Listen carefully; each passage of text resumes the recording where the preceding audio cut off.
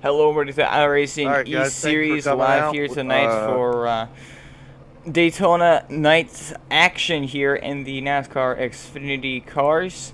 As we get set now for race number 14. Only a couple of races left before the very first chase race, which is race number 16. So literally this race and the next race are the last two before we head into the chase for the championship.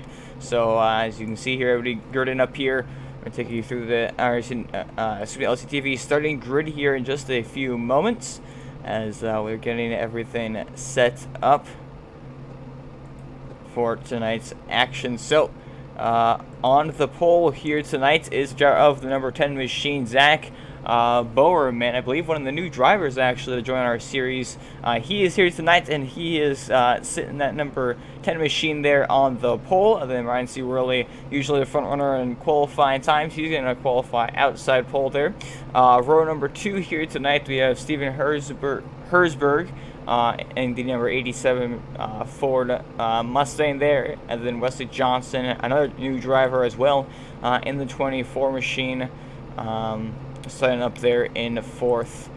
Then row number 3 here tonight, we have Jeffrey Price in the 14 machine, won a couple weeks ago, and Jason Papp in the number 1 machine, also another driver with a win in the chase, and actually in a new paint scheme as well, in the Hooters scheme tonight. It's the first time it's not been a Monster Energy car, so it's pretty cool to see the change up there. Then in row number 4 tonight, we have Greg Piccone in the 12 machine, and Bobby Hash in the 30. Row number 5, Kristen Spear in the 38, as you can see right there, in a Jeff Gordon paint scheme, not a Jimmy Jobs paint scheme, so again, or a Pennzoil paint scheme, so some interesting scheme change-ups there, as you see Jeffrey Piccone in the 76. He was going to start off in the top 10 there, final driver in the top 10 to qualify. Ron Holifield will start off in P11 in the number 9 machine there, also again. Actually, no. My apologies. Not quite sure what's up with this paint scheme. Unfortunately, that would be a glitch. It's going to occur. Hopefully, there's somebody else in the field with that. New driver, though, Taylor Kahn on the 33 machine. He's not a new driver, but 95 machine, Brandon Dennis, also a new driver. Good to have with him. Good to have him here with us tonight in the UPS Toyota. Not remember Toyota's out here, but he's going to roll off in 13th. Jesse Fox in 14th. Roy Gisson in the 45 machine. He's going to roll off in 15th. Scott Leitner 16th. Eric Reinhardt 17th, Jeff Spooner 18th, Taz Kessler and 01 machines that roll off in 19th, and running your top 20 is Donnie Lee, and that actually rounds out the field of qualifiers here tonight. As apologies for not coming up, I'm not quite sure where that came up, but I believe that is obviously Burton Wilson did not take a qualifying time, along with Theo Vasquez, Brian Buzar, Will Runner, Nathan Stewart, Cruz Jr. or Russ Nash. So his car is in the order way here from Daytona for race. So we're going to spin already on the start. As I'm not quite sure what happened there. That is the starting time machine, Eric Reinhardt. Before we got to the start finish line, the car is spinning. We are going to quickly take a look back at that and see what happened to him there. As that was very odd. Like I said, not quite sure. As we are going to take a look here and see on the iRacing.com official replay. Oh yeah, I was going to have a checkup. The one machine got on the back of Eric Reinhardt and turned him around down onto the apron. Luckily, he was out of the missed pit road, and we did not go under cautions. We didn't get the green flag yet, and he was luckily below the apron. But that's the very unfortunate start for the 7 machine. Before we got to the green flag, he's already turned around, as that would bring out, or not, won't run out caution, but bad start for him for this race for sure, but good start by Ryan C. Really, he finds himself up here now in the race, leading the number 26 Eaton Ford Mustang. So he's currently in control of the field here. He started in second, so got a pretty good jump on the 10 machine and got himself up into the race lead here to be the first lap of the race. And now, as we go down the back straightaway, he's going to try to fight off. That is the 87 machine, I believe, up there on the outside lane. Hard to tell, his number's pretty dark. Steven Herzberg, my apologies.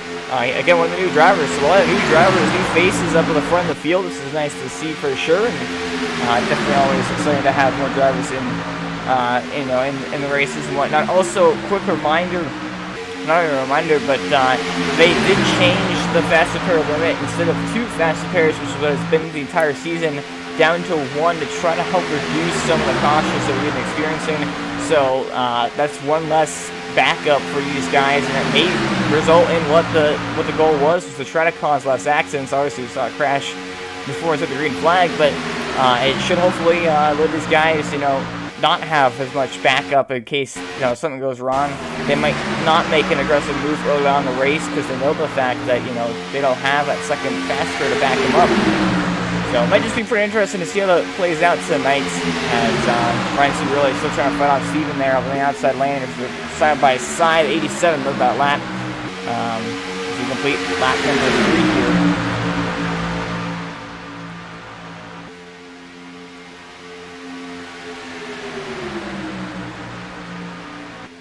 Looks like everybody's going to go on pretty much double fall here. Eric Reinhardt, again, unfortunately, issues way behind the field. The 6 Russ Nash and Brian Buzard also, unfortunately, have lost the draft. And everybody else kind of scattered, actually, at the back of this pack up back here. But then up at the front, everybody's slicing and dicing a little bit here. Got got Ryan Worley up at the front of this field with that time machine right there on his rear bumper.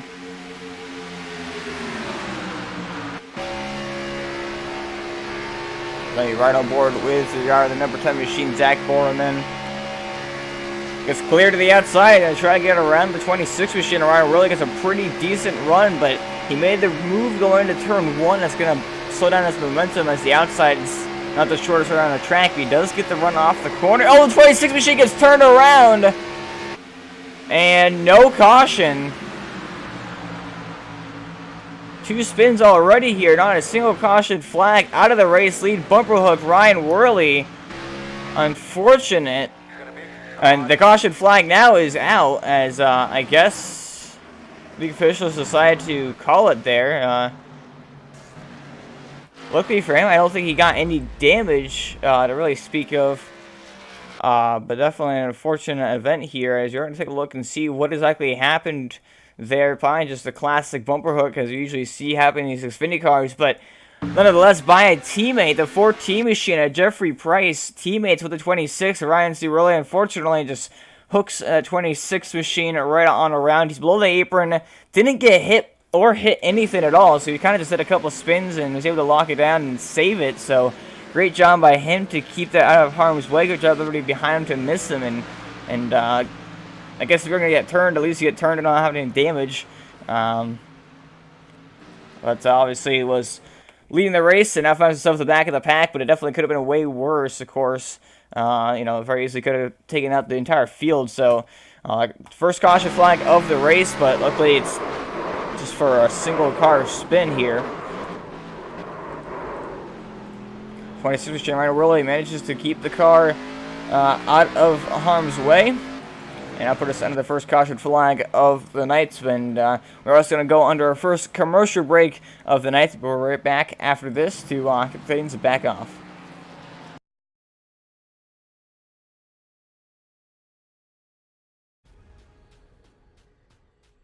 The most realistic online racing sim ever made.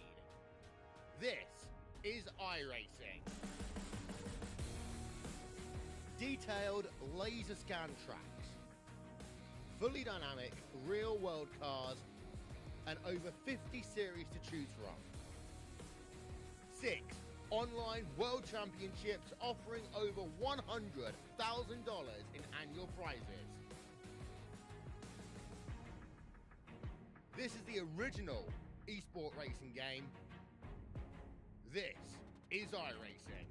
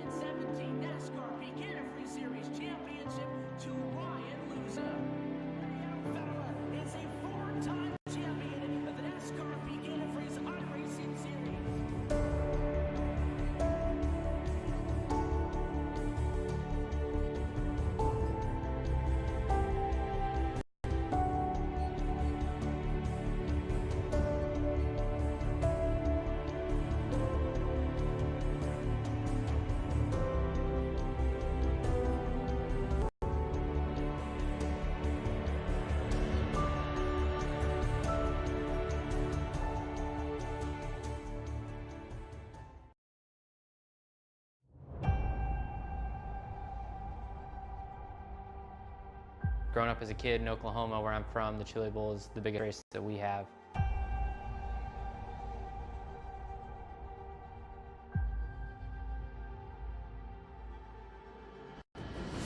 The Chili Bowl has kind of been my favorite race of the year.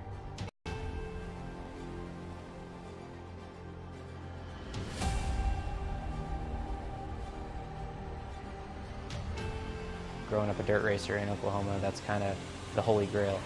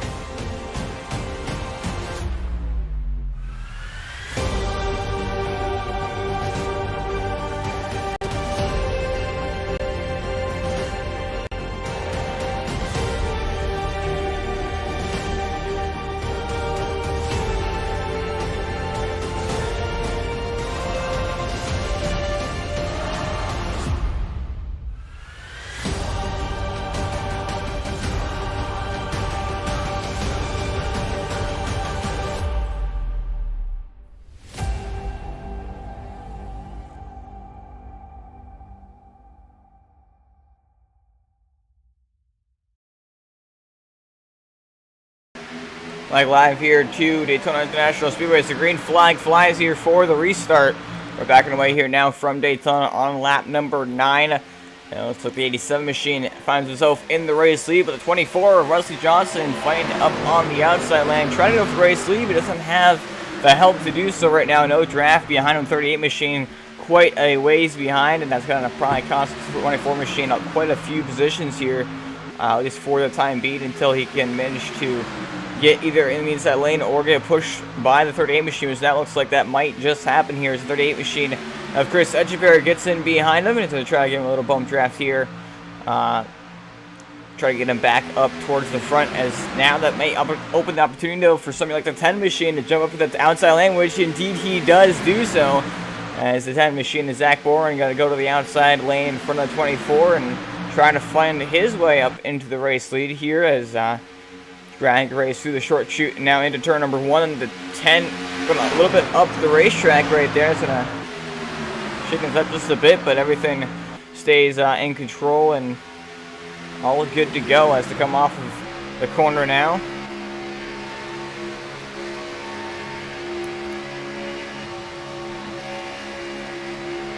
Now you ride on board with the driver of the 33 machine, Taylor Khan. Right there behind Jason Papp, who actually also gets clear of the outside lane, and try to jump up there and try to fight his way also into the race lead here as we're going to complete lap number 10 here and get 7th. Oh, got a caution flag though. Just before they started getting going there, and now we'll bring out the second caution flag of the night here. And we're trying to see what it is out for. Can't quite tell. Aviation Cruising Jr. looks like he was definitely involved. It looks like he was the only car actually damaged, so we're going to take a look and see what exactly caused that. Second caution flag of the night, unfortunately. Looks like actually wasn't even his fault at all. You can see right here the 45 machine. That is the 45 of Roy Geeson. Unfortunately, just somehow drove on the outside wall. I'm not quite sure what exactly caused that, but he ends up bouncing off the wall into the right rear corner panel of the 8 machine of Cruising Jr., who's just a passerby right there. And unfortunately for him, he's going to end up into the outside wall, spins down the racetrack. Just, oh no, this 95 machine did get a good piece of his back bumper right there, unfortunately. And that will send the 8 machine Cruising Jr. around, spins back up on the racetrack, which then brings the caution out before getting back, pointing in the right direction. So unfortunately, fast repair change-up didn't affect, I don't think, much of these incidents, and I'm not quite sure what exactly caused Roy Geeson to go up to the outside wall right there. He wasn't even pretty wide, so very odd incident. He just maybe misjudged it, or maybe had a wheel failure. I'm not quite sure what caused that. That was very odd. I've never seen that before, really. To just drive straight up in the outside wall mid-corner like that, unless it was obviously it was right front tire blown, but that wasn't the case, obviously, as we hadn't gone enough laps. But, yeah, I'm not really sure. That is very odd for sure. He's not going to run on board with the 95 machine. That is Brandon Dennis, as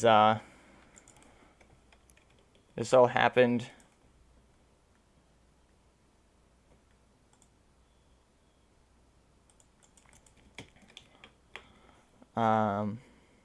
Right in front of him, and unfortunately for him, he got a piece of it.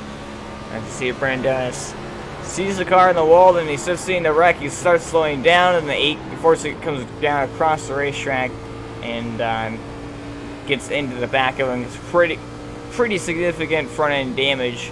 I'm curious to see if he used a fast repair to fix that or not. As like I said, that's pretty significant damage. So.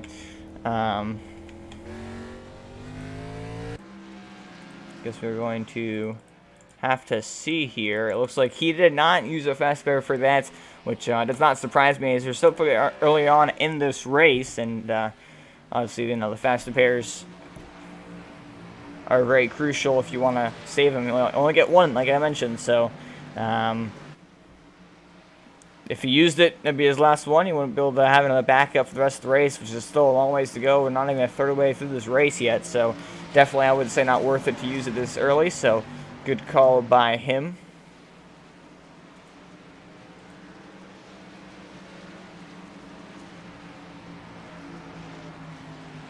His pace car lights are out on iRacing.com official for Mustang pace car, and means they're on the lineup here, double file.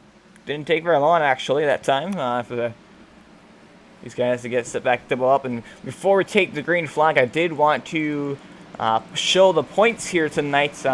Excuse the untidiness here, as we're going to have to try to throw it up and add it. Unfortunately, though, I was not able to add it before the broadcast started, as my computer was not working properly, and I had to just fix it. I was actually pretty lucky to be able to broadcast this race tonight, but certainly didn't want to let you guys down. So let's see if I can pull up the points here.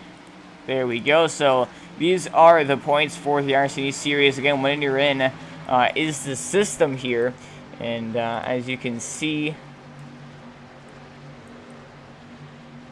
right here, the driver's locked in, and the driver's currently good on points. So Chris Ennis Jr. has 4 wins. He's locked in. Jason Papp has a win. Brandon Wilson, Taylor Kahn, Chris Etcheper, Ryan Worley, Greg McConey, Jeffrey McConey, and Jeffrey Price all locked in on wins. Bobby Hash, Eric Reinhardt, Daniel Crossett, Park Garkster, Russ Nash, Diego Vasquez, and Brian Buzard are currently locked in on points. Not necessarily locked in, but currently in on points. I believe Bobby Hash and Eric Reinhardt and maybe even Daniel Crossett are definitely locked in on points as far as just how far up they are compared to the rest of them.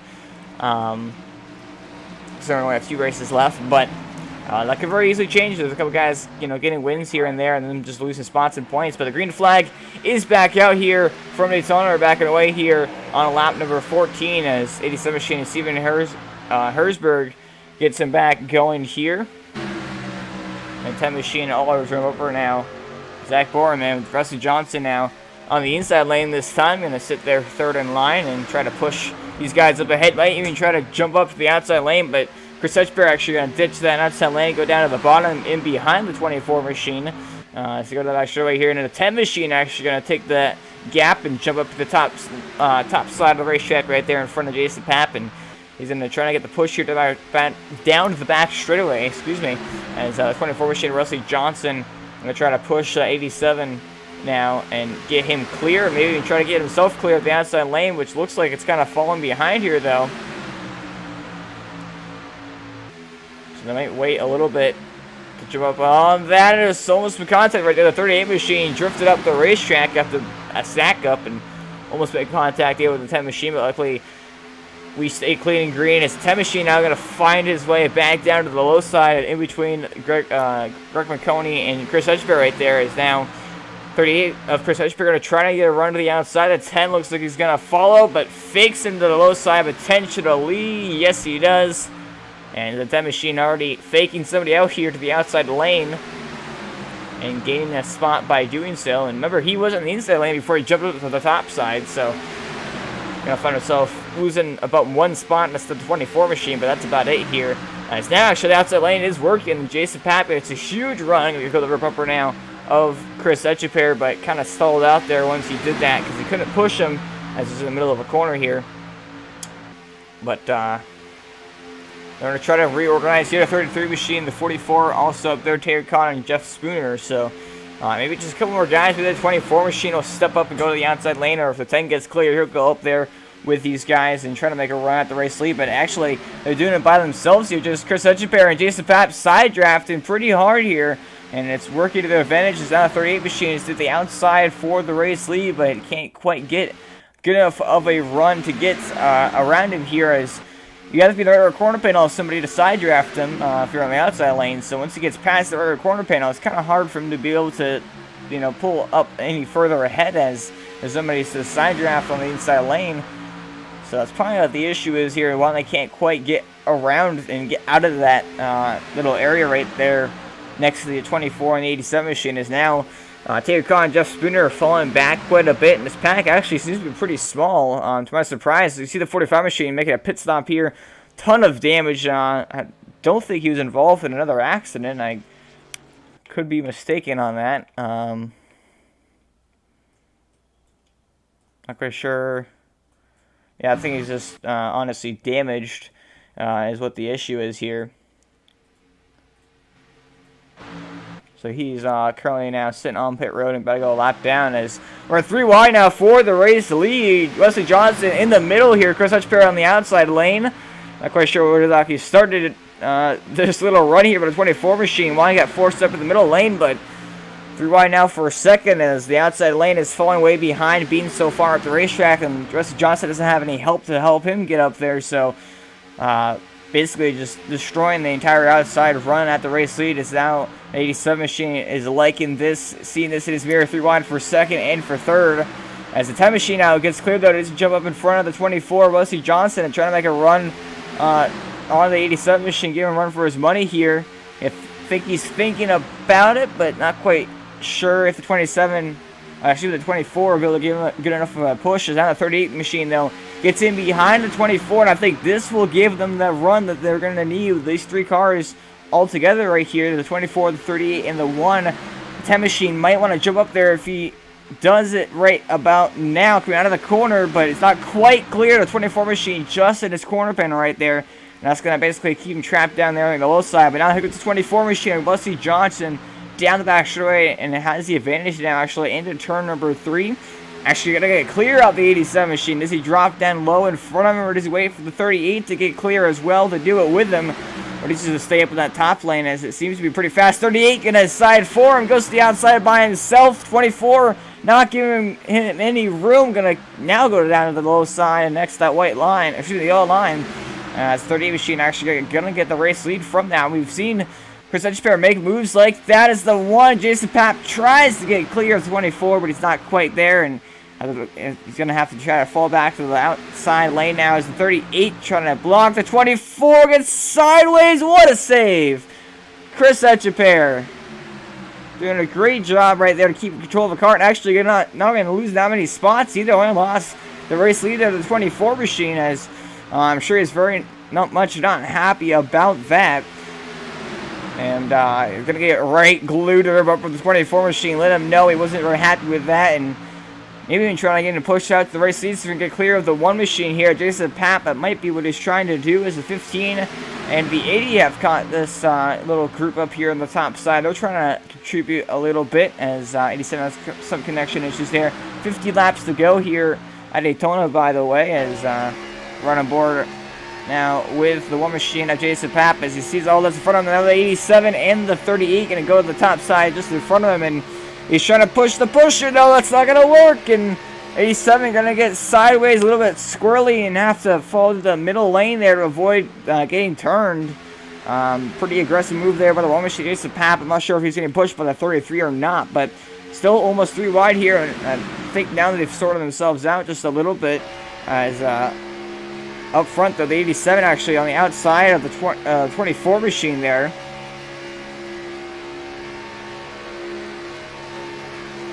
'87 now up in that top side all by himself. He's going to lose a lot of spots because of that. Actually going to fall on now behind the War Machine, luckily for him. So still up here in the front of this pack and in the thick of things. But 30 machine Chris Etchberg back into the race leader now with a 10 of Zach Borman behind him there.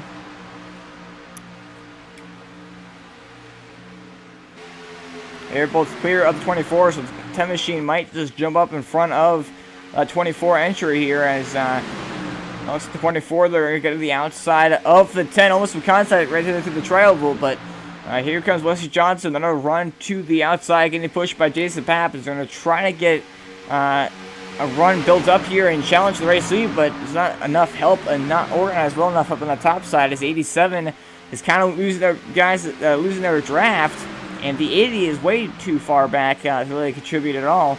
So I don't think they're not going to really be able to do much and try to contend, excuse me, for the race lead here.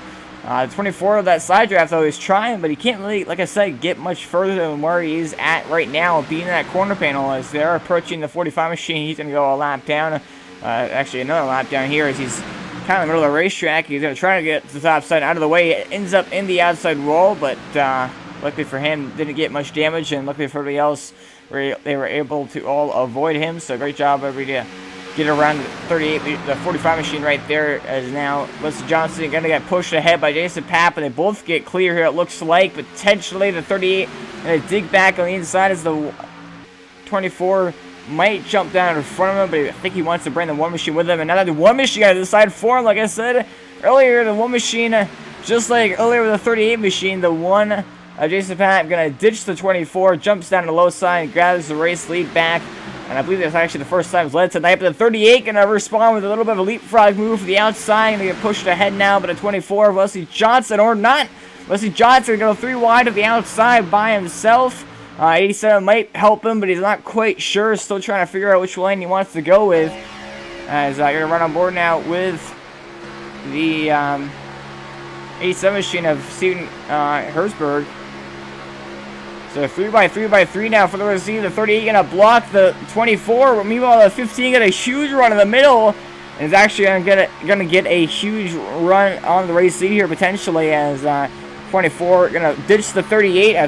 They've had some beef this race, being in the front of the pack here. And now Chris Hutchberg going to have to try to squeak in front of the 87 machine who we're right on board with right now.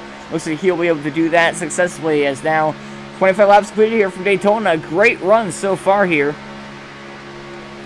Haven't had a single caution. A lot of 3 wide moving around and moves the race lead here. It's been pretty exciting for sure, as now the 10 machine gonna get pushed now by the 15. Nathan Stewart. Haven't talked about him much tonight. One of the drivers in the VASR Stock Car Championship and actually race officials as well.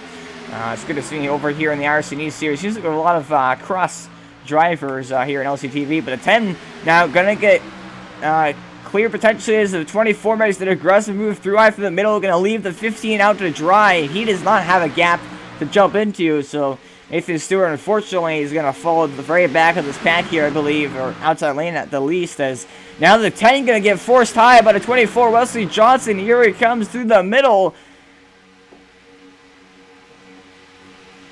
No pain, no gain. He just coming up here through the middle. Going to try to bound now for the race lead. He moved the 15 and the 10 machines both high. Great moving, great run right there by the 24, but pretty aggressive. Luckily, it didn't cause any accidents. Everybody was able to stay clear of each other and, get everything sorted out so that we didn't have a wreck there. And that was definitely good driving by all 3 of those drivers there. As now Chris Etchberg going to try to push Wesley Johnson to the race lead here, but going to try to get around the War Machine of Jason Papp as they're going to come across the finish line. And it looks like it will be the one leading that lap. Indeed it was. Jason Papp led the lap right there, but not by much, as here comes 24 back to the top side here.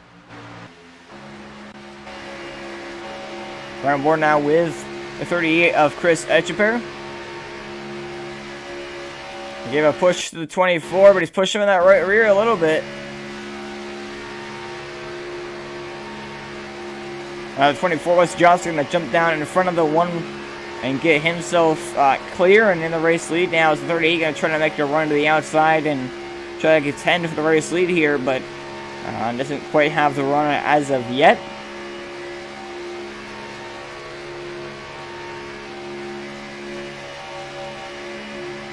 But now Jason Papp going to actually get clear of the 38 Chris Hutchbear and jump up to the top side in front of him. And trying to get back in the race lead here, playing a bit of leapfrog like we usually see at the plate tracks here. As now the 38 going to maybe try to go through wide or just get clean air, I believe. That's what he's trying to do right there, get clean air on his nose as he's going to get back in line behind the number 1 Hooters Chevrolet as now the inside lane surging quite a bit ahead here. We're going to go on to lap number 30 this time by.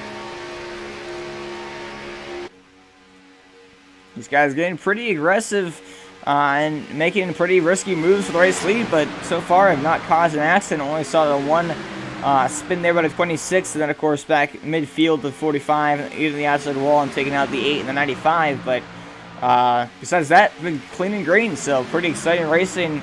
Also, it's not like everybody's playing it super safe, but they're making smart moves, but also risky ones at the same time. So it's pretty fun to watch here. As 12 machine though, Greg McConey all over the rear bumper of Wesley Johnson. Gonna get pretty close. Gotta be careful on that bumper hooking as you've seen already tonight. But looks like he's gonna push 24 actually into the race lead here and get him clear. But 76 also right there. Jeffrey McConey right there behind his brother Greg McConey. So a couple of brothers and teammates lined up there on the inside lane in case they're able to get themselves up at the front of the pack here. It might just be not what the field wants to hear. As if that makes any sense to you, really. But 40 laps to go here from Daytona. Jason Papp gonna almost get bumper hooked, but he did get clear of the 24 Wesley Johnson, but decided not to jump down in front of him there. Not quite sure. Maybe he thought he was going to try to get the 38 clear as well as the 12 actually blinking in and out. And he's actually going to hold up the entire inside line. I'm not even sure what exactly happened to him right there. If he got it sideways, he was blinking in and out a little bit, but entire inside lane just died out. 76 is phasing through him, so it looks like some connection issues. Big time is actually he's disappeared once again. Greg McConey has some major connection issues. And now he has seemed to actually disappear, unfortunately. So he may have lost connection eventually there. Take a look at the second pack here. Get this opportunity to do this. You got Ryan Worley, Bill Runhomer, and Jeff Price, all a bunch of teammates here working together. The back of the pack trying to stay out of the accidents, it looks like. Scott Leitner also back here. Bobby Hash. Cruz Hernandez Jr., who saw involved in an accident earlier. Brendan Wilson, who's usually a front runner, he's actually decided to stay in the back here tonight. 45 machine there, a couple laps down. Looks like the 99 machine down in lead, unfortunately, has lost the draft, along with the 0-1 of Taz Kessler. But meanwhile, up at the front of the pack, Jason Papp finds himself back into the race leader, getting pushed by Wesley Johnson. As Nathan Stewart are going to get clear of the outside lane, and they're trying to jump up there and move himself forward here, and efforts to get back to the race lead here as remember he got taken through wide there, but a 24 earlier in the race is that cost him a lot of spots, but now he's worked his way back up here to the front and going to try to get pushed by a 38 machine, but looks like the 80 going to ditch those guys, go to the bottom, so only 2 cars up on the outside lane against a whole pack. Oh, but the 1 machine of Jason Papp gets bumper hooked, and that's going to cause a huge accident here at the front of the pack, and more cars piling in. The 33, the 95, the 7 of Brian Buzard all involved. 69 of Jesse Fox also down there in the infield. Russ Nash, Dio Vasquez involved, and major damage to 1 machine. Jason Papp looks like his toe might be knocked out here. Yeah, the whole back axle is all messed up. That is unfortunately definitely not what we wanted to see here tonight. And it was a good run, though, for sure. About 20 laps or so we went there, and it was very exciting the whole time. But classic bumper hook here in the Xfinity cars at Daytona.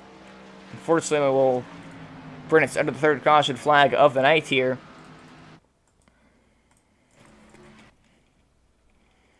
As, yep, that was the bumper hook by the 24 machine on the 1. Unfortunately, misjudged the pushing there, and it's going to hook the 1 machine around out of the race lead. Now, a second bumper hook out of the race lead for somebody tonight, and going into the trial hole, one of the most common spots that it actually happened, and you can see he was able to go high and kind of just finish off the spin. Obviously, as soon as you make the contact, nothing else you can do. So they were able to do that. The 38 machine, Chris Etchepair, just got clipped in the left rear. He went for a long spin and slide.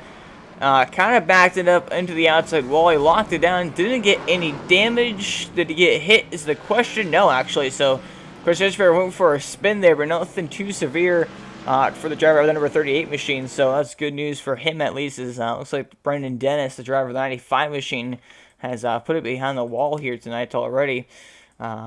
Just before halfway. And so, yeah, it's a classic bumper hook right there off the nose of the 24. Wesley Johnson, unfortunately, one of the new drivers here. The 10 machine going to get involved in the big stack up there along with the 87. The 80 major netcode there, issues with him. And the 33 as well, Taylor Khan. Big time here. Oh, he just nicked somebody right there. Let's take a look and see who exactly that is. That was the 87. He was spinning down the racetrack. He just...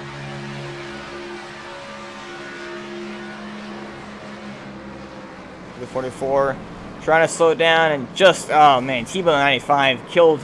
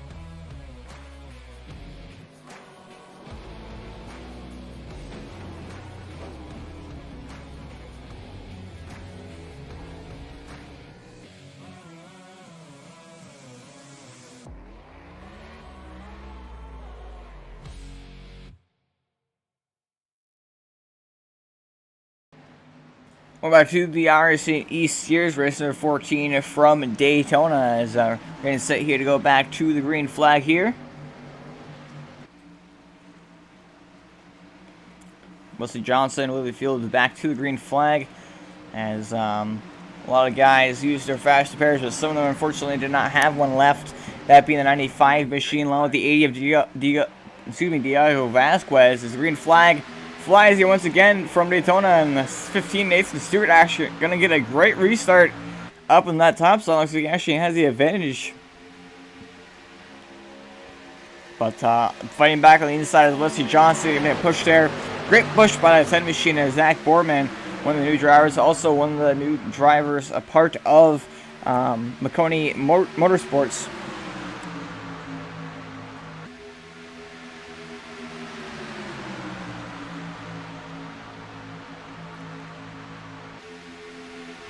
So I'm not sure right now. Chris Etchepair is trying to push 15 for all he's worth, but just not quite able to get him up ahead now, as they're side by side for the race lead though. Now off of turn number 4.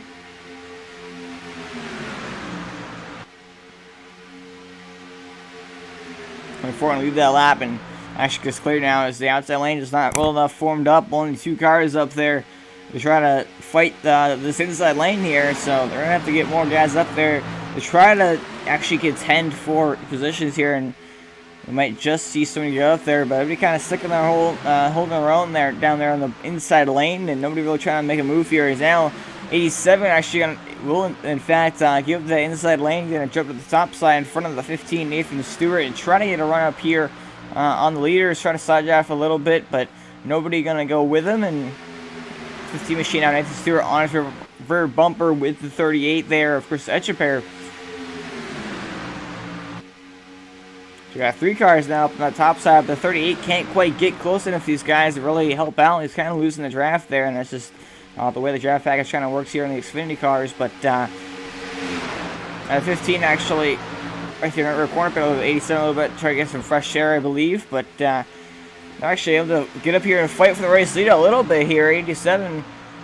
Steven Herzberg going to get pushed by Nathan Stewart, and actually now has the advantage for said race lead, but it's going to the contact right there. The 15 looks like he may have actually almost bumper hooked him, and that's going to cause him to get loose up into the outside wall a little bit. Scraped it, but now he's going to go through wide. What a move by the 38 Chris Etcheper right there. Snuck in front of the 76 machine and Jeffrey McConey to get down to the inside lane. That was perfectly timed. Everything worked out perfectly right there for him. And now he's usually one of the more aggressive ones, and of course we've seen here with 3 laps to go. He's usually one of the more aggressive ones each and every race, even to start the race, but definitely knows how to pull moves off and do them without causing accidents. So it's very fun to see, of course. As now he gets clear of the 10 machine as he jump up in front of Zach Borman. It looks like he will, in fact, do something with the 10 machine. Going to ditch him, go to the very top side here. As I got some scattering behind the 76 machine, dipped to the apron just a bit there, but now that the 10 actually gonna get pushed up to the race lead, but he's not quite clear as he almost tries to come down, but can't quite do so. As 87 gonna try to push it 3 wide for the race lead here off turn number 4. And 38 actually gonna use the side drive of both cars. He's actually gonna take the race lead away by himself there in the middle. Great move there by Chris Etcheper. He now finds himself back into the race lead here with just 39 laps to go. But now it's 24. Going to try to work to his outside here and leave him out to dry. Is now 76 Jeffrey McConey going to get the rear bumper of the 38. And 15 Nathan Stewart right there behind him as well. But the 10 going to try to push the 24 up here to the race lead as do an update there about letting Greg McConey. He actually did in fact lose connection, but he's able to get back just in time to only go 1 lap down. Of course, the caution really helped him there, but only went 1 lap down, so now he finds himself back in the race lead here after getting the wave around by staying out under that caution. So back in the hunt for sure. As now the 24 Wesley Johnson gonna get clear of the DuPont Chevrolet right there on the inside lane, but decided not to jump down quite yet. He might just find himself getting ditched by the 10 machine if he doesn't go down soon enough here. It very well could happen, but now the 38 actually going to make a run back to the inside, getting pushed down by Nathan Stewart and Taylor Kahn and Brian Broussard out there on the inside lane. As they're now trying to push that 38 up into the race lead here. As Chris Hitchberg giving Wesley Johnson running for his money now.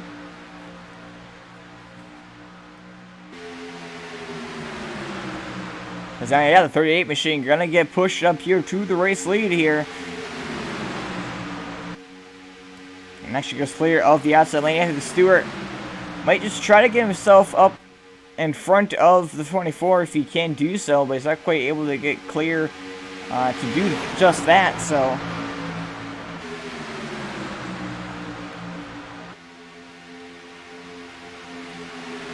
Now, 24 machine, Wesley Johnson going to try to make another run to the outside lane and on the race lead here. On the outside of the 38 there of Chris Etcheper.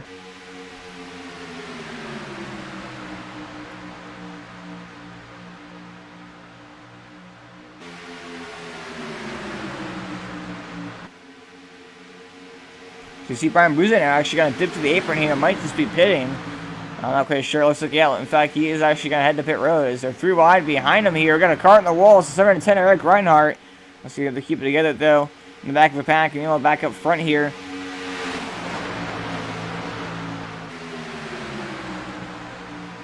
All things are a go here for 38.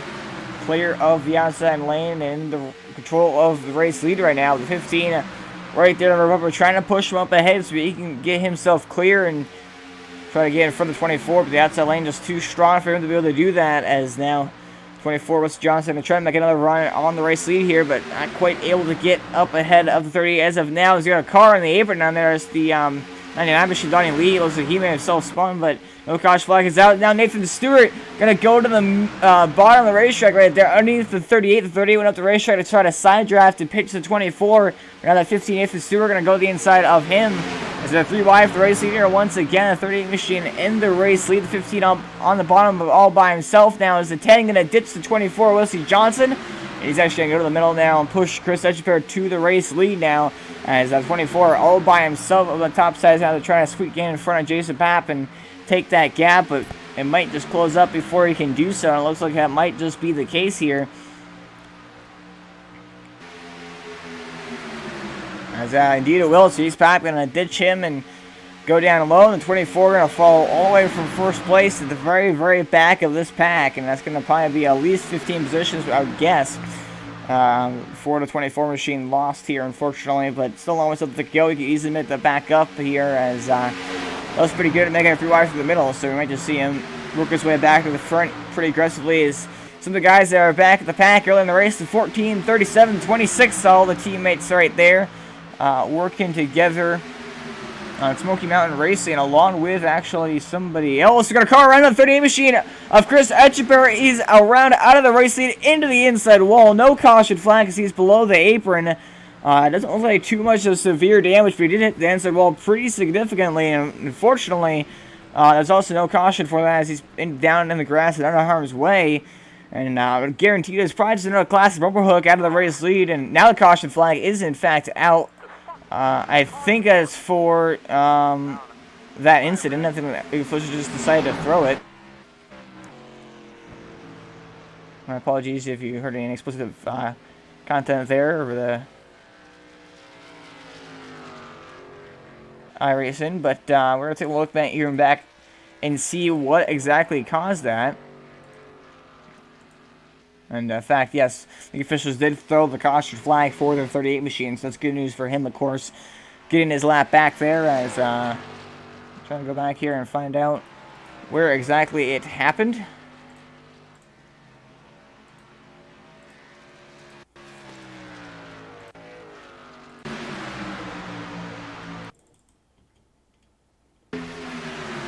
You see right here, actually, he is up on the outside lane and pushed by the 10 machine, and looks like maybe he wanted to. I looked at the 10 try going through eyes in the middle, but he wasn't quite able to do so with the 38 trying to block him a little bit right there. 38 locks it down, but unfortunately just runs out of room, hits the inside wall. All 4 tires actually come off the ground right there. But for the looks of it, it doesn't look like too much of severe damage, surprisingly, as we're going to take a look on board now with the 10 machine of Zach Boardman as the contact started here. He's on the outside lane, tries to go to the middle, make a 3 wide. The 38 tries to block him, and they just kind of came together and made contact right there. And unfortunately for the 38 machine, gets the bad end of the stick here. As I'm going to take a look here now from the chopper camera at this incident here. And this is good news for anybody who decided to stay out under the last caution to get their lap back, quote unquote. The 12 machine, that's good news for him, as you see just, trying to block him, and it was kind of clear. It was just a racing deal, 38 was trying to block the run the 10 had, and it was trying to move the move he was trying to make, but probably I would say quite a bit of engine damage. The actual structure of the front end looks good. The left front, a little bit of damage, but let's wait and see if he decides to use a fast pair on that or not. Of course, you can't see what that really looks like, so it does look like he is not going to use a fast repair on that number 38 machine, so unfortunately he's going to have to probably deal with that damage for quite some time. Actually, I think he used the fast repair from the last crash, so he didn't have any corner panel damage, which is unfortunate because it wasn't that much damage, but of course, like I said, you can't really see your car, and you kind of just try to make a judgment call looking at what you can see at your windshield pretty much, and what others on the track tell you is. If it's through it, though, finds himself in the race lead here. Interesting to see that here as we'll try to get awarded. Apologies for that. Try to get awarded here with somebody up at the front of the pack. The 15 machine, unfortunately, looks like he's not in the team speak, but the 10 machine of Zach Borman is. Let's see if we can't get awarded in here with him.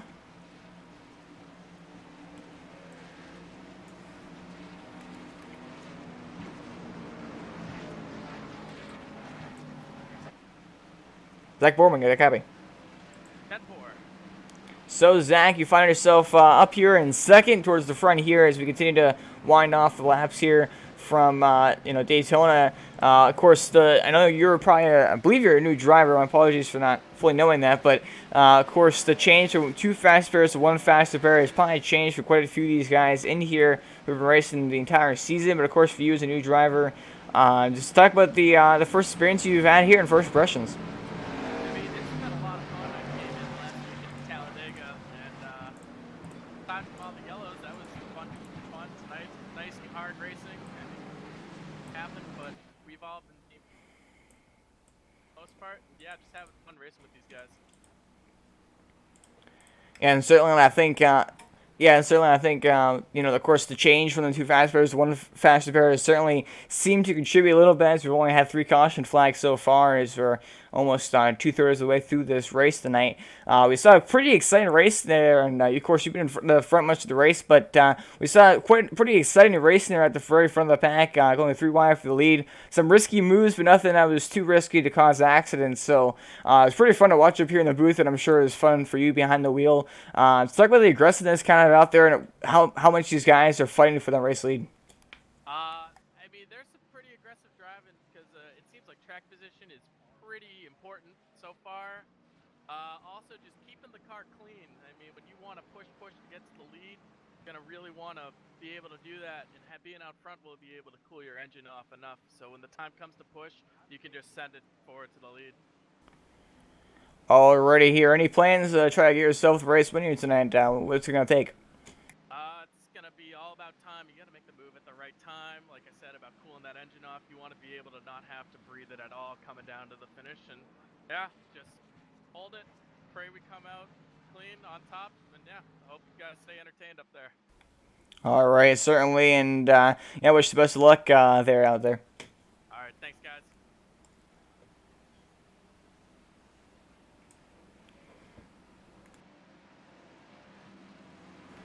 Already here is iRacing official for Mustang pace car lights have turned off. That means we're getting set here to go back to the green flags. The 15, Nathan Stewart, and the man we just spoke to there, the 10 machine of Zach Borman. They find themselves up here in the front row for this thing, and they look right some here so far. Might as well do that. As 50 laps completed here. That would be 51 when we come across the finish line on the restart. 20 laps remaining. That would be 19, of course. We had 23 lead changes. That's pretty significant a number, and that just goes to show how much these guys have been racing out here tonight. Only 4 caution flags. My apologies getting that number back up. 4 caution flags for a total of 13 laps.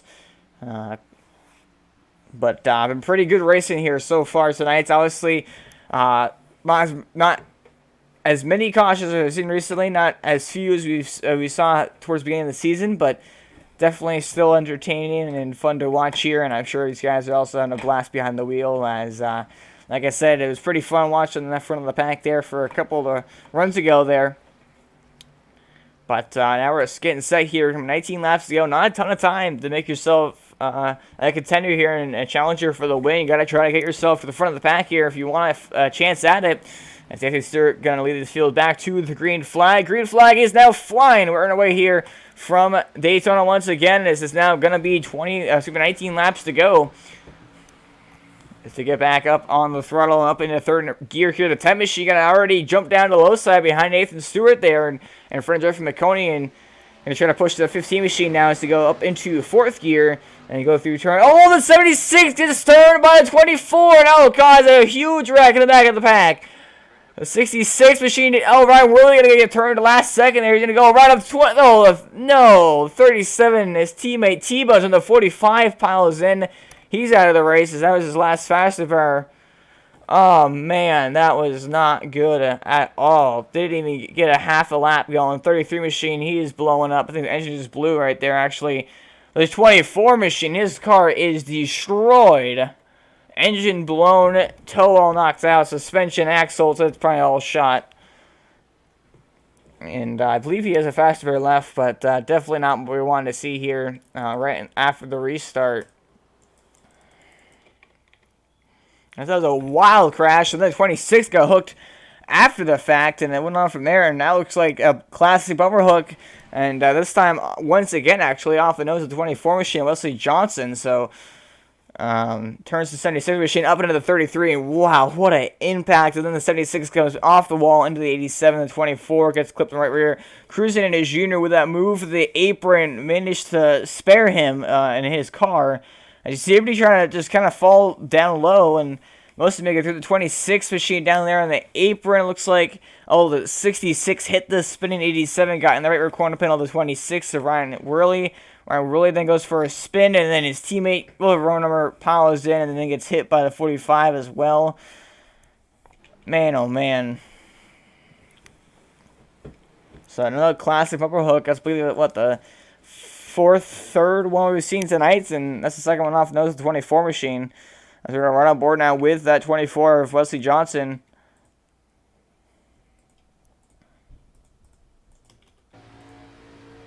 Take a look and see how this all started. And just accidentally got out of corner bill to 76, and then this thing gets clipped. Oh, wow, what an impact. Gets hit, knocked around. Oh, gets hit a couple more times, and then unfortunately, iRacing had a bit of an issue there with that, but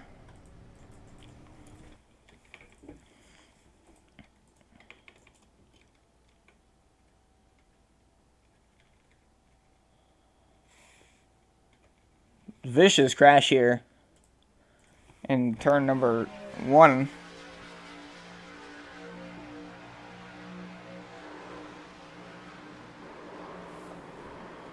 Chris Shooter, what a job by him to miss that accident. You see right there, fortunately for the 26, just gets piled in right there. Nothing much you can really do about it. And actually, look at him though. He only got a T-bone on his door and kind of back to the wall. So he had a little bit of damage to the back end of this car, but I don't think it's anything too severe, too serious, honestly. As we're right on board now with the 37 Will Ronomer, as you can see this all from his point of view.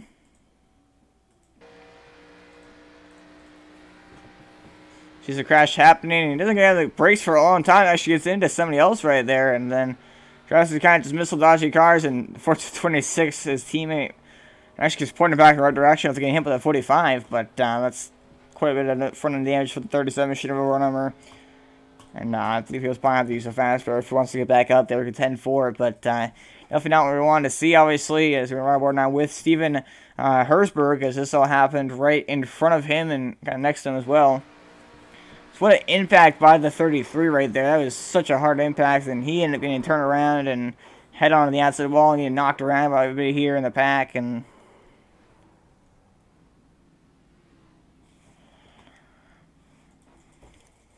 fortunate turn of events here. He's going to ride on board now with Chris Jr. He did an incredible job of missing this accident and great instincts. Definitely was paying attention here, as you see.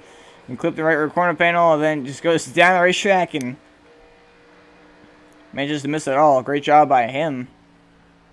Fortunately, others weren't quite as lucky as and that'll put us under the 5th caution flag in the race. As you see, Jason Papp, actually, he has a lot of damage to that 1-1 machine. Left rear corner panel and all of the front end. Nathan Stewart, though, and the 10 machine both up here, and 8 machine was able to dodge that, get through it as he was towards the front of it right there. He's also good to go, but unfortunately, a lot of cars can't quite say the same as Chris Etchepair. Looks like he may have been involved a little bit, quite sure. 7 machine, obviously, Brendan Wilson, a lot of guys taken out in that, I believe. Looks like Terry Kahn has put it behind the outside wall.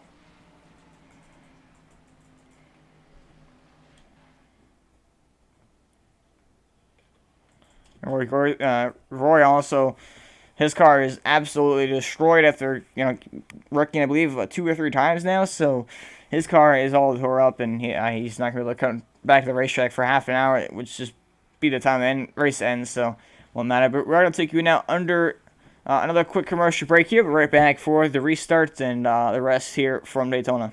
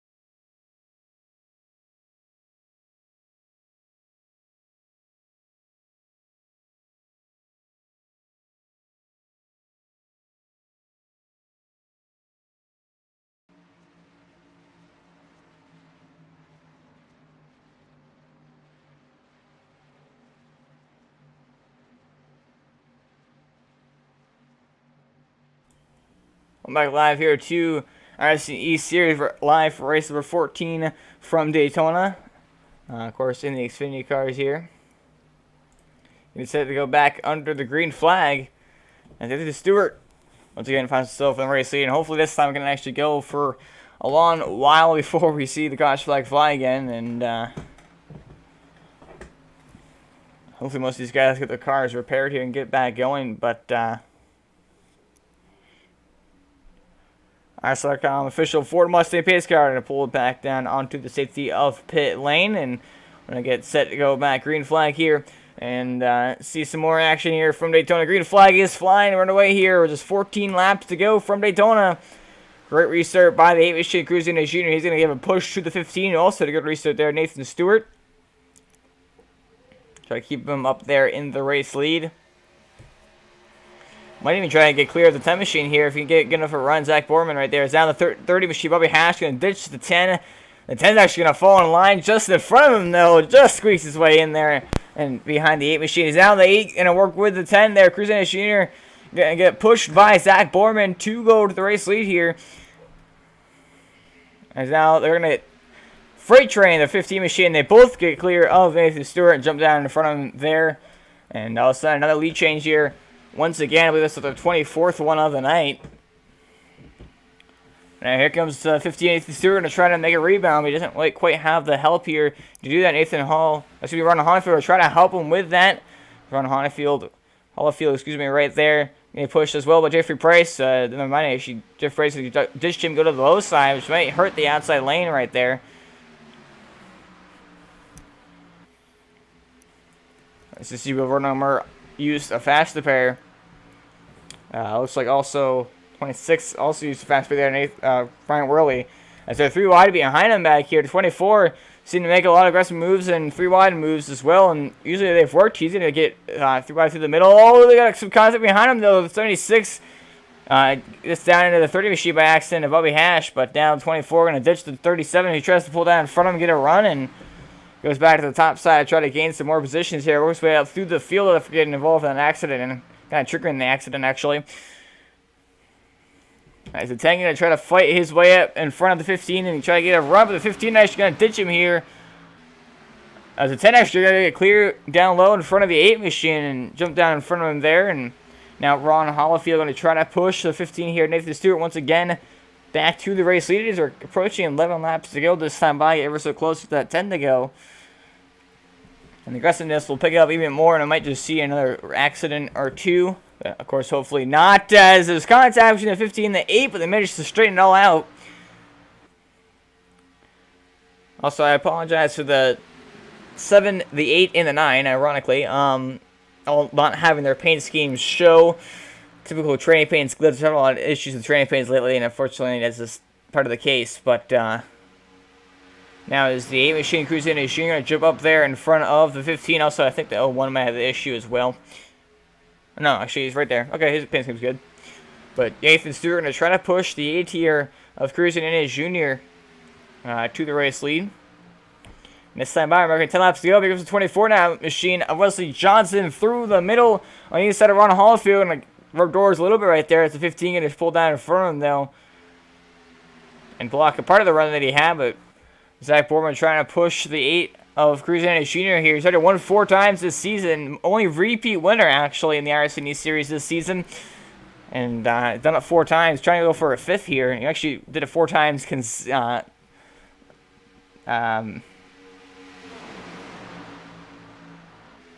straight. 4 times straight. Won 4 times consecutively. That's the word I was looking for. Thank you. 10 laps to go here. From Daytona has done that back straightaway here. On the inside of the 15. 15 Nathan Stewart led the last lap, so the 8 gets ahead, and that's going to be another lead change here.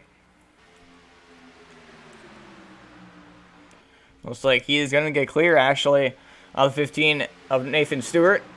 So he's going to easily pick up this lap lead as 15 trying to side draft the 10 right there of Zach Borman. Is now Rusty Johnson going to get up here behind the 15 of Nathan Stewart and try to push him up into the race lead with just 9 laps to go. But 24 is got to be very careful of that bumper hook. I already actually done it twice so far.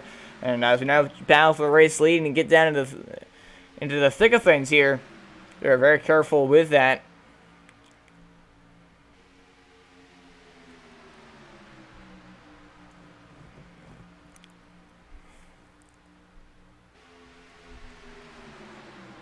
So they come through turns number 3 and 4 here. Some moves being made in the back of the pack. That guys trying to set themselves up for a run to get back to the front. Is now Nathan Stewart going to lead that lap and pull us down and low in front of the 8 of Cruz Annis Jr. So now Wesley Johnson. Oh, actually going to go back up the block.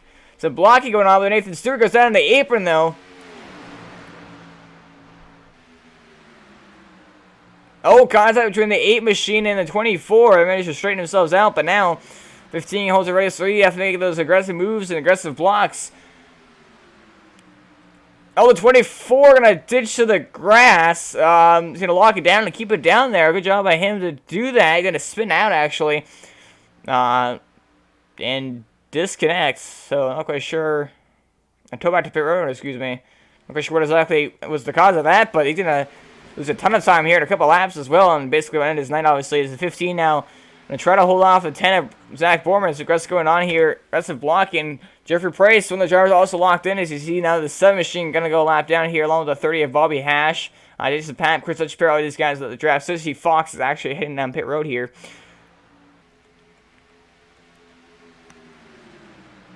So now they're going to get, the 7 goes to the apron, gets out of harm's way. Great move by him, but now, oh man, some moves going on here up at the front.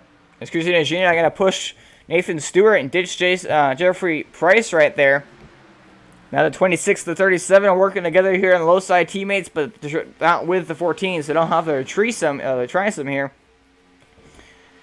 It's the 10 of Zach Borman. They're going to try to push that 14 of Jeffrey Price up into the race lead here as he's going to go side by side with the 8 and the 15. So now we'll go around to the driver of the number 1 machine. Jason Pappy's going to go a lap down on the apron down there. Next time I mark 5 laps to go, and these guys know the caution flag comes out. That'll be it. As 37 forces his way underneath the 8, but the 8 doesn't give him any room, and he forces him way down below the double yellow line, the apron, to give the spot back, and they actually lose the spot to 26 machine. But luckily he gets back at the racetrack, gets lit back up, and we stay clean and green now as the 10 machine has pushed the 14 of Jeffrey Price to the race lead now. As we come off turn number 4 here, just be 5 laps to go. The caution flag waves down. The race is officially over. It'll end under the yellow flag, so these guys definitely don't want to see that.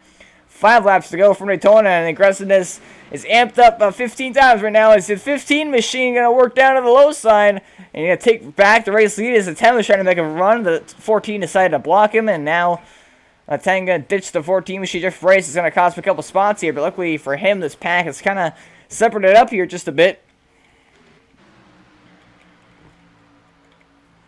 You know, back up on the front here, run on board down with Ron Hallfield. Right there behind the 15 machine, Nathan Stewart, and they're coming to 4 laps to go. This time by only a handful of laps left.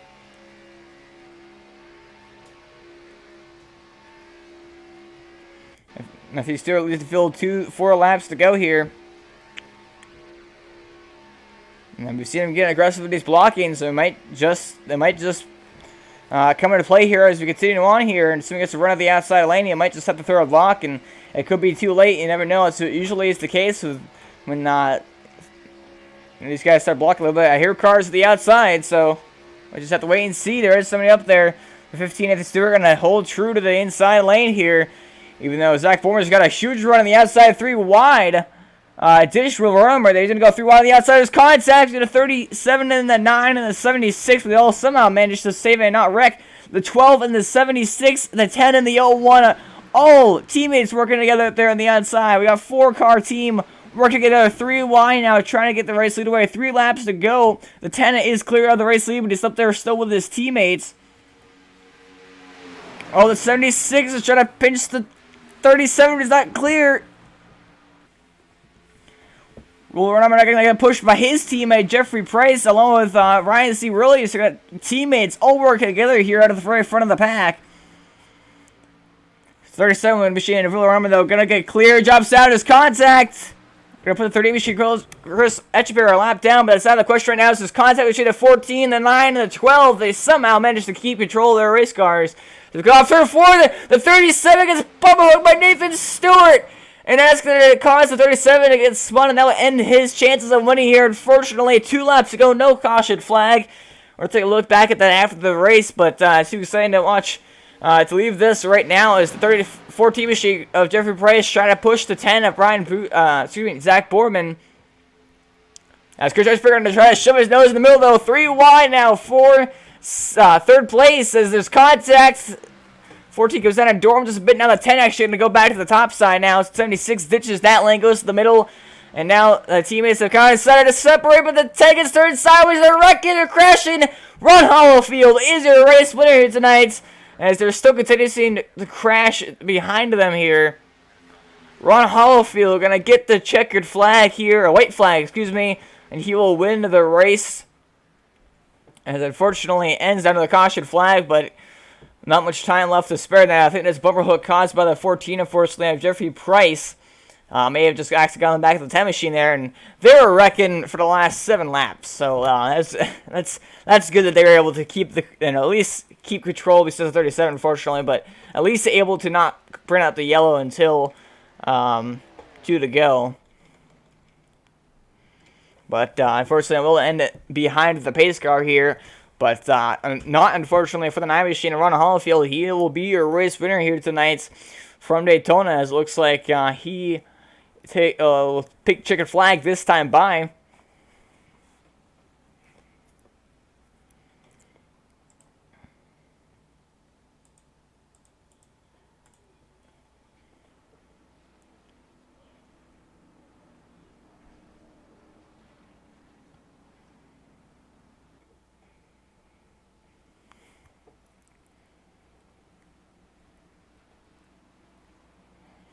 So come off through number 4 now down through the short chute and through the tri-oval.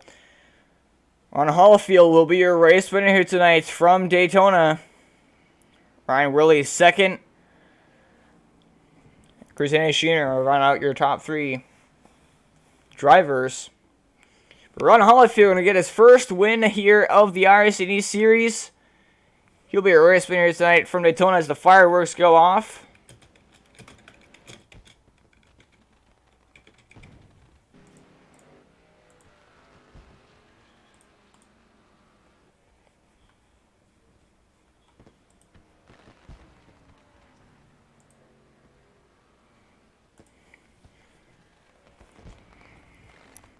Locking himself into the chase.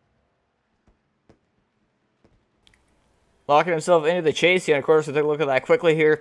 You can see Ron Hollowfield not actually in the chase before this race. So now he finds himself locked in now with this win. And that will knock out Brian Boozer out of the current, at least as far as that goes right there. Ron Hollowfield, the race winner here tonight from Daytona. Unfortunately, his Penske is not loaded in, but he's going to celebrate here at the first stretch at Daytona. Nevertheless, the fireworks continue to go off here.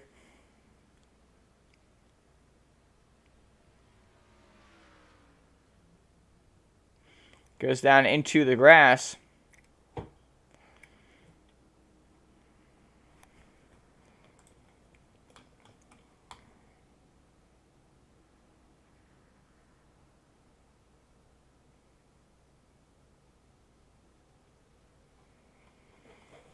We're going to take a look back and see the incidences that all took place towards the end of the race.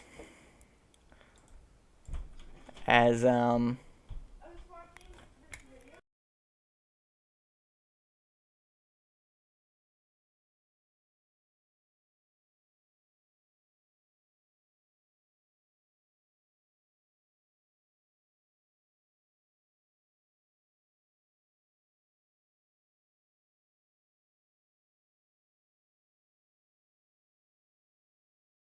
take a look and see what exactly caused the 37 machine to go around. Right on board now with the 15 machine of Nathan Stewart, and just class overhook accidentally got into the left rear corner panel.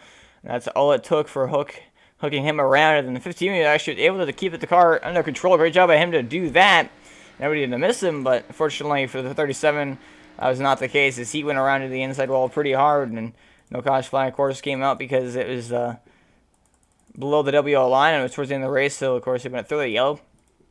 Unfortunate for him, but then on coming to the white flag, saw a second accident occur. This one was a lot bigger and did prevent the caution flag. The 14 trying to push the 10 of Zach Borman. Unfortunately, just clipped him in the left rear corner panel as well. Got to the outside wall. That took him 4 wide as the 12 accidentally got on the left rear corner panel. The 14 of Jeffrey Price.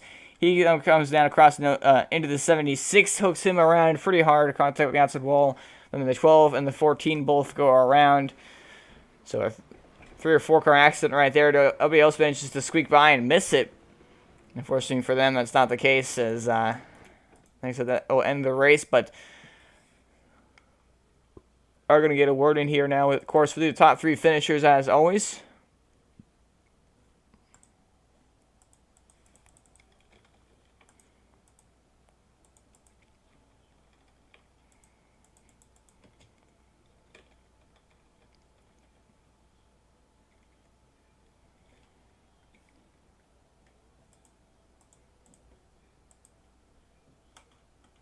As for some reason, I guess unfortunately some of the black flags weren't exactly cleared and stuff like that. So some people got black flagged for not for passing people, and they actually didn't. Oh, unfortunately, actually no. It looks like the 26 machine got black flagged, but the 10. I guess the 10 actually finished third, as the 26 wasn't supposed to be in third. Not quite sure what exactly happened with all of that, but I guess the 10 machine was not able to get back around them, but he was, I guess, technically third at the time of caution. So, like, Zach Borman, I guess, is your third place finisher. Apologies, not quite sure what exactly is up with that, but we're going to interview him anyway, as I'm not quite sure who finished exactly where, of course, because of that, unfortunately, but I'm going to go with it either way.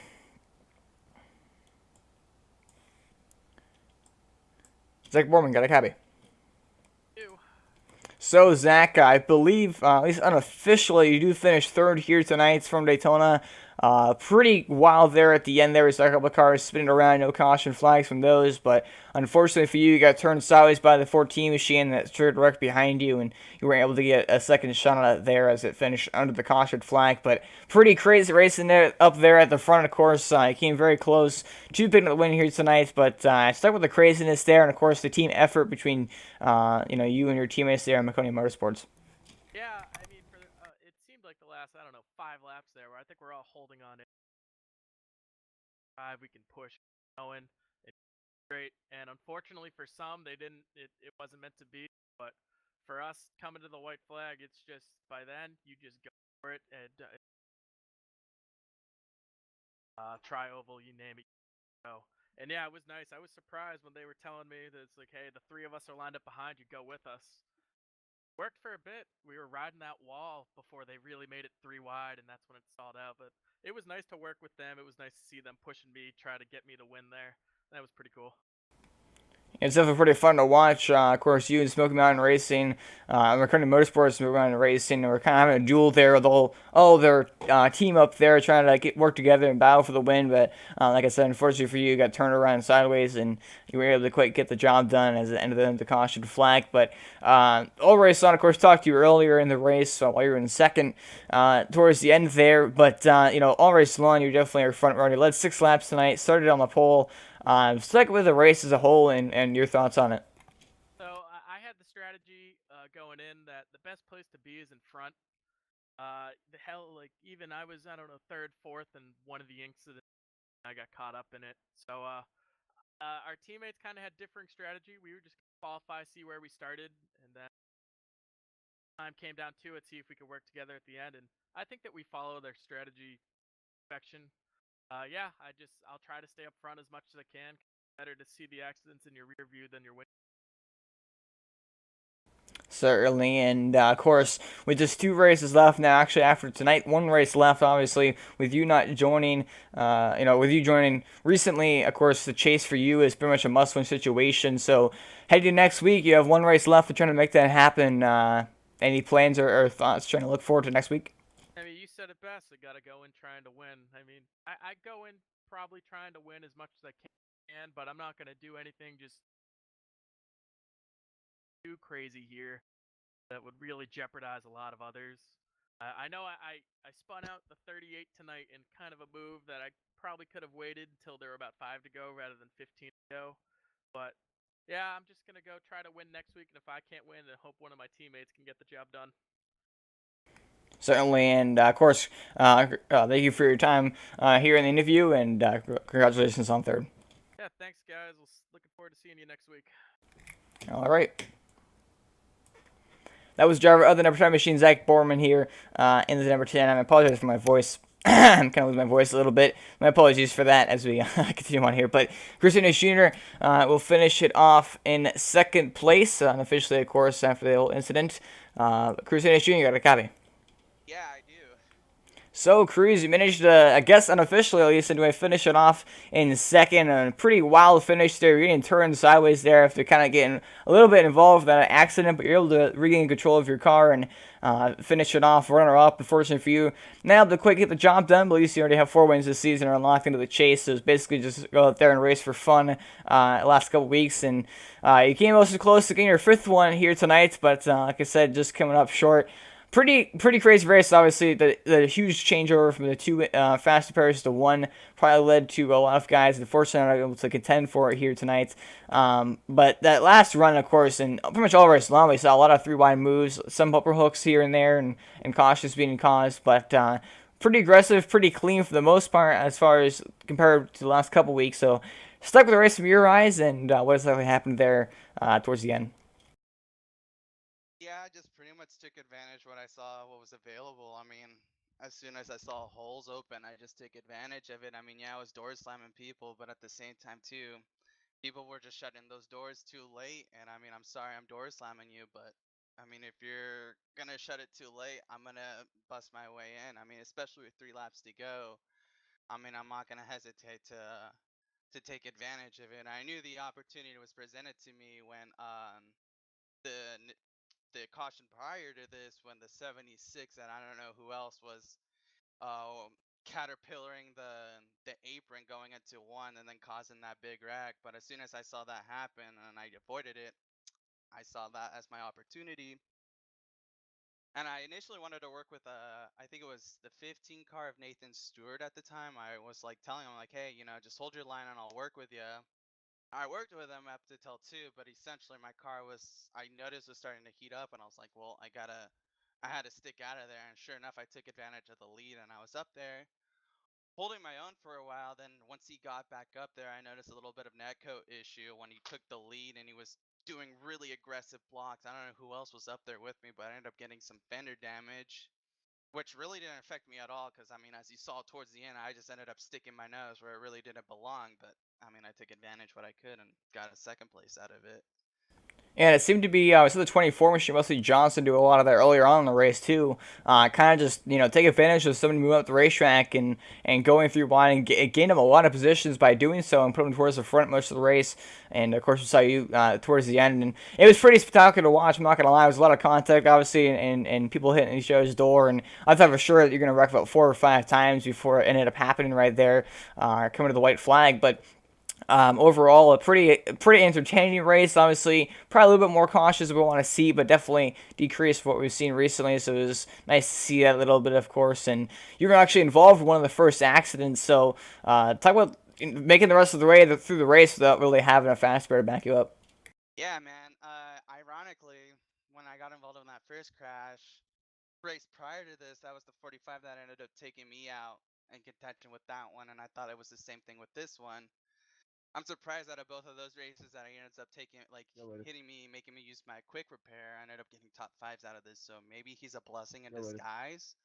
I don't know about that, but I mean, yeah, with this week with Jason throwing the one quick repair, it really threw everyone in for a loop. And with our new race team that's out there, Dipstick Racing, me, Jason, Brandon, and Chris, essentially wanted to work together, but I mean, we just all got separated in this shuffle, and it was kind of like every man for themselves. And essentially, Chris, Jason was up there in the beginning part of the race.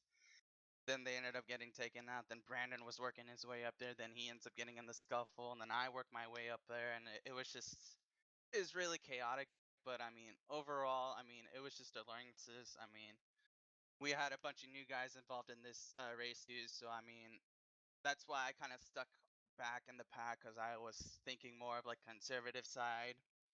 But maybe going into next week, I might just think more offensively and just go, just run up there in the front. And with next week being the wild card week with the K&N cars being an open boat track, who knows where we're going to be at next week? We can be at Michigan, shoot, we can be at Charlotte, Atlanta. Who knows what track we could be at next week? But either way, man, I just been enjoying racing with these guys. These guys have been a lot of fun, even though we bicker at one another throughout the race. I mean, it's not racing if we're not, rubbing fenders or trying to push one another's buttons. And that's why I enjoy racing with these group of guys.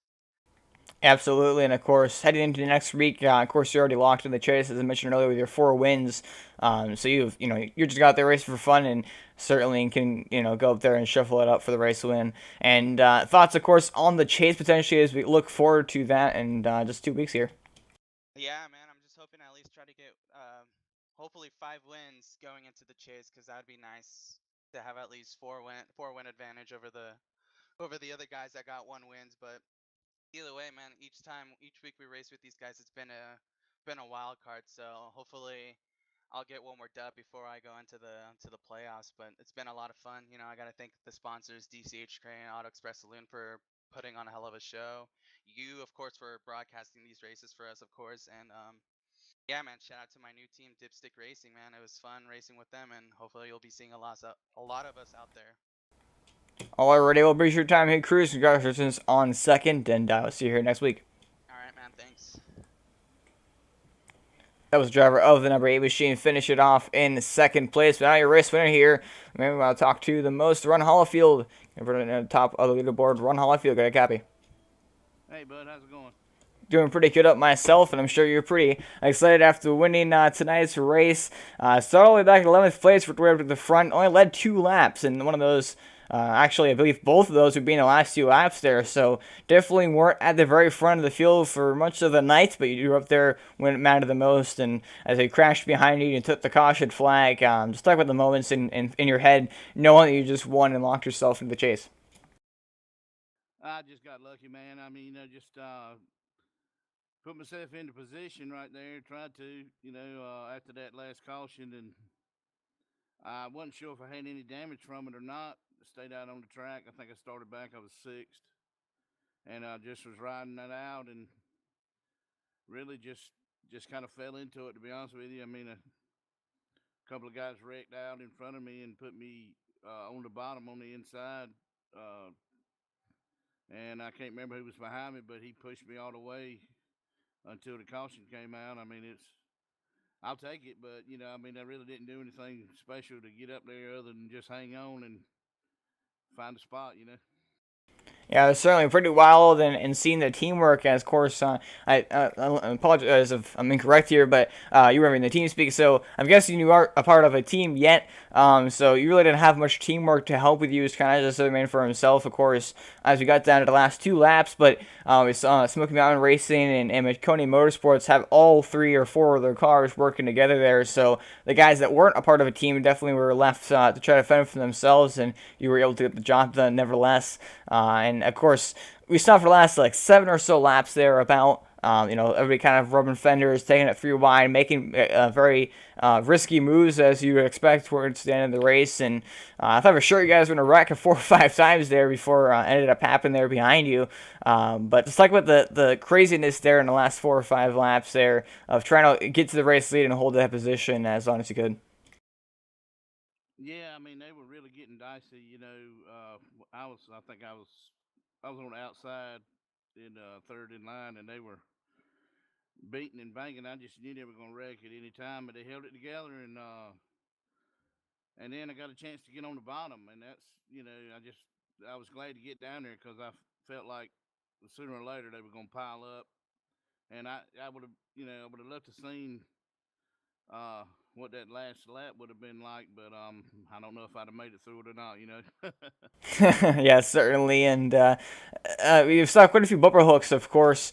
That caused a couple of cautions. Luckily, not majority of them weren't huge wrecks, but of course, the major difference between this and races prior was, of course, the difference between the two fast pairs and the one fast pair, the changeover to try to help reduce the cautions that we've been seeing recently. And as the driver's been racing this series, I believe almost all season, if not all season. Talk about that kind of huge change, of course, on higher driving style in these races now with half the fastest pairs you had before.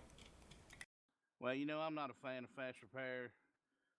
Most of the leagues I run in, they don't have fast repair, so I'm already kind of geared to trying to keep my car clean, and I think it just kind of promotes more chances. People taking more chances. They know if they got a second chance. But I think it's a good decision to go to one. I would love to see them go to none.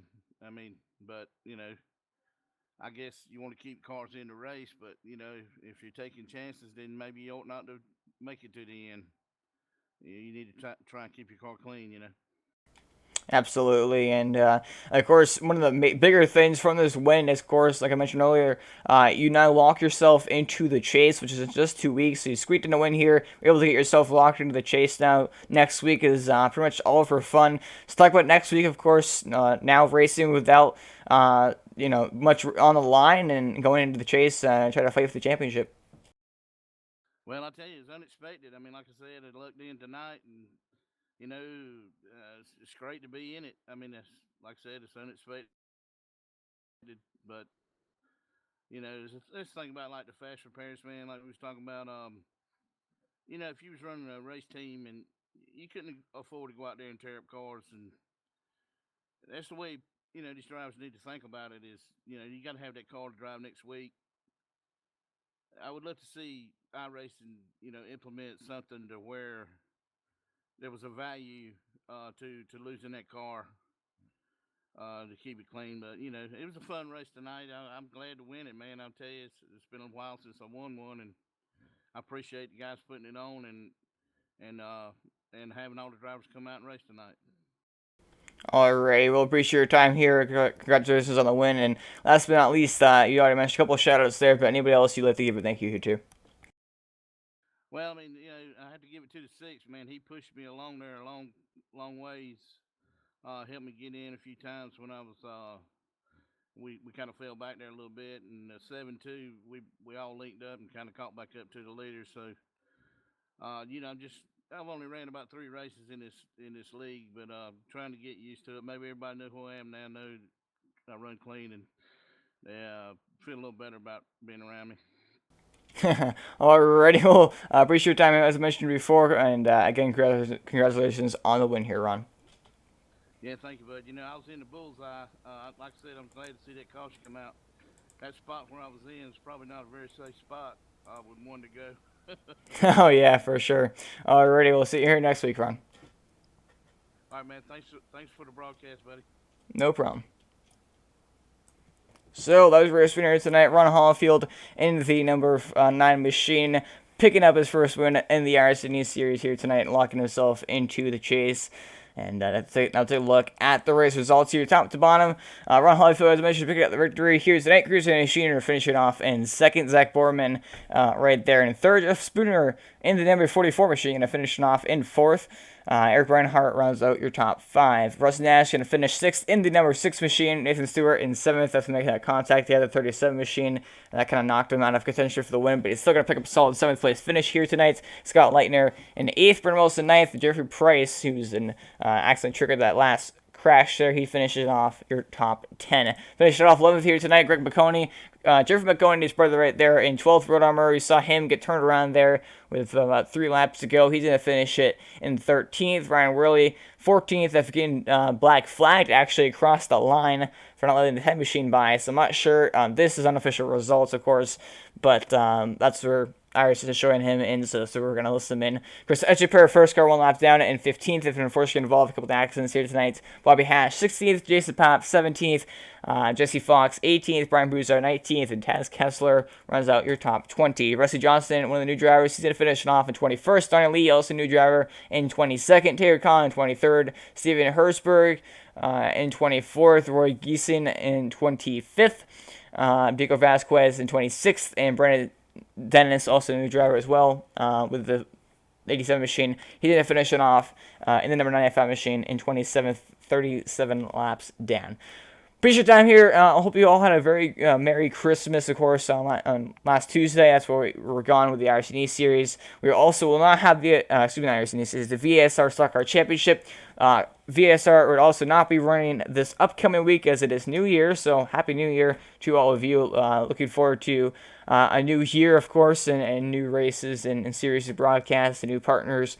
Definitely looking forward to all of that, and 2018 has been a great year for us, of course, the very first year of this company, so pretty exciting to go on to almost a year as we continue to get closer to March, when it started. So I appreciate you all watching here tonight. Though, a lovely Friday night. It's good to have you with us, and yeah, we'll see you here right here next week for the final race before the chase. Pull up the point standings here just one last time before we head out here. Christian Sheehan with his 4 wins, season locked in. Jason Papp, Brandon Wilson, Taylor Kahn, Chris Edgepair, Ryan Willie, Greg McConey, Jeffrey Price, and now Ron Hollowfield. All